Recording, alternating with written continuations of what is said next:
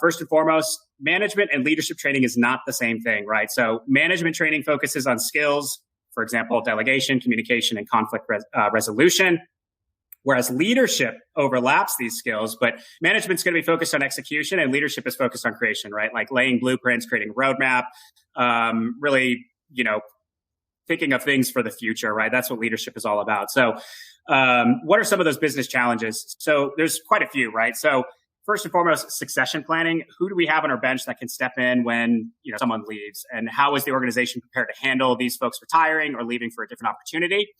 Another challenge, employee retention. So 75% of employees who display low engagement levels or leave their job say it's due to their manager or leadership. I think that's a remarkable number there that really speaks to why you should have some sort of new manager program or leadership training program in place. A multi-generational workforce, right? So like as stated earlier, employees may be retiring or leaving for their job for something different.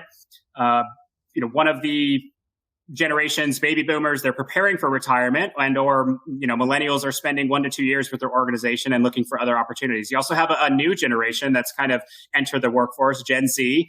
And, we talked about remote workforce, and I think this is kind of funny because, some organizations are having their employees come back into the workplace, and, some managers who are managing some of those Gen Zers are going to have a difficult time talking to those Gen Z employees that can't work from home because, they're quote unquote less productive, right? Well, Gen Z and everybody on this, on this session today know that we can get our work done because everyone did it remotely for the past 2 years, right? So the conversation needs to be more in depth when you're talking to specific generations. And when you're talking about those Gen Zers with respect to the coming back into work, you might want to phrase it as, hey, we'd like workers to come into the office because the team is going to have a meeting and the brainstorm could be more effective with everyone in person. Or perhaps it's about going to get to know your coworkers more personally, right? So I read an article and I thought this was kind of interesting. The article said that managing Gen Z is like working with people from a different country, right? So we're all different. We have, the culture that we're used to and the things that we're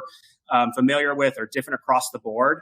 And so it's really important that managers and leaders are aware of that and they know how to manage effectively, right? So developing others and then leading change. So really outfitting your leadership team with the tools they need to be or really to successfully communicate their roadmap and execute through management support.